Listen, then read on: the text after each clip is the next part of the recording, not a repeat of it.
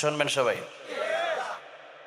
এই যে সুন্দর তাফসিরের ধারাটা, এই যে সুন্দর স্টেজগুলো, এগুলোর অবদান হচ্ছে আল্লামা সাঈদী। তিনি স্টেজগুলো রেখে গেছেন। আজকে আল্লামা সাঈদী রহমতুল্লাহ আলাইহি, হ্যাঁ কোনটা কোনটা বলতে দেয় নাই? হ্যাঁ, আমারে বলছে, অনেক এমপি মন্ত্রীরাই আমারে বলছে যে এইটা কি জন্য লেখছো, এই গজল গাওয়া যাবে না। আমি বলছি আপনারা জেলে নিলে আমার আরো ভালো হইব। যার আলেমরা জেলে গেলে দাম বাড়ে না কমে? হ্যাঁ, আলেমরা যত জেলে যাবে তত দাম বাড়বে। যারা নেতা হয়েছে, যারা সব প্রায় নেতারা জেল খাইটা নেতা হয়েছে, যেরকম ঠিক না ঠিক?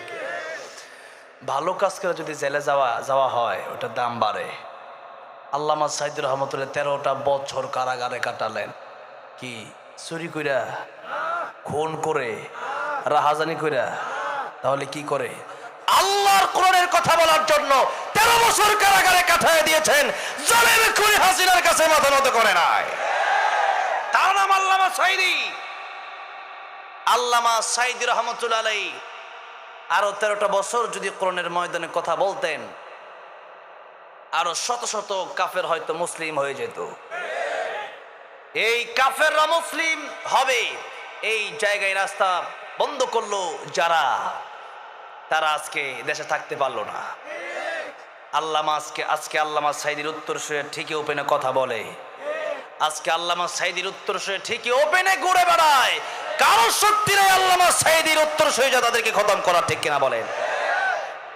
আমরা আল্লামা সাঈদীকে ভালোবাসি এই জন্য যে আমাদের ভালোবাসা হবে মান আহাব্বা লিল্লাহ ওয়া আবগাদা লিল্লাহ ওয়া আতা লিল্লাহ ওয়া মানা লিল্লাহ ফাকাদ ইসতাকমালাল ঈমান। ভালোবাসবো আল্লাহর জন্য, ঘৃণাও করব কার জন্য? সবই আল্লাহর জন্য হবে। আমার ঈমানদার যা করবে সবই হবে আল্লাহর জন্য। সবই কার জন্য হবে? আল্লাহর জন্য হবে। তিনি আল্লাহর জন্য কথা বলেছেন, আল্লাহর পক্ষে কথা বলেছেন। সুতরাং আল্লাহর পক্ষে কথা বলে যারা কষ্ট করেছেন, তারা আমার নবীর সুন্নাত আদায় করেছেন। আমার নবী জেল খেটেছেন কি খাটেন নাই? খাটছে। আমরাও কোরআনের কথা বলতে গিয়ে জেল খাটতে রাজি আছি না নাই? বলি ইনশাআল্লাহ। বলবো, কষ্ট হচ্ছে না তো? আল্লামা সাঈদী তুমি মরণী, শহীদ হয়েছ তুমি এটাই জানি, ঠিক কিনা? আল্লামা সাঈদী তুমি মরণী, শহীদ হয়েছ তুমি এটাই জানি। কারাগারে কাটালে 13টি বছর, বাতিল কেঁপেছে তোমায় দেখে থর থর, ঠিক না? তুমি যে ছিলে মোদের নয়ন মনি, শহীদ হয়েছ তুমি এটাই জানি।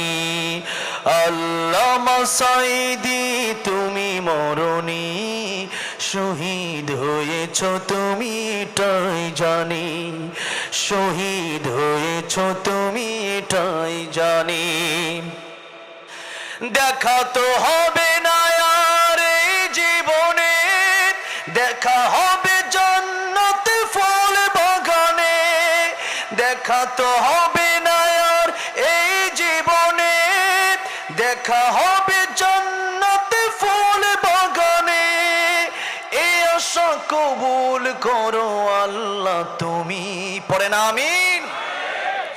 এই আশা কবুল করো আল্লাহ তুমি, শহীদ হয়েছ তুমি এটাই জানি। আল্লামা সাঈদী তুমি মরণী, শহীদ হয়েছ তুমি এটাই জানি। শহীদ হয়েছ তুমি এটাই জানি। আল্লাহ প্রিয় আল্লাহ আমার কবরকে আপনি জান্নাতের উচ্চ মাকাম বানায় দেন, পড়েন আমিন। আল্লাহ আমাদেরকে আপনি শহীদি মৃত্যু দান করেন, পড়েন আমিন। শহীদি মৃত্যু হলে পরে সেই মৃত্যুর যন্ত্রণা হয় না, কবরে মুনকার নাকির আসে না।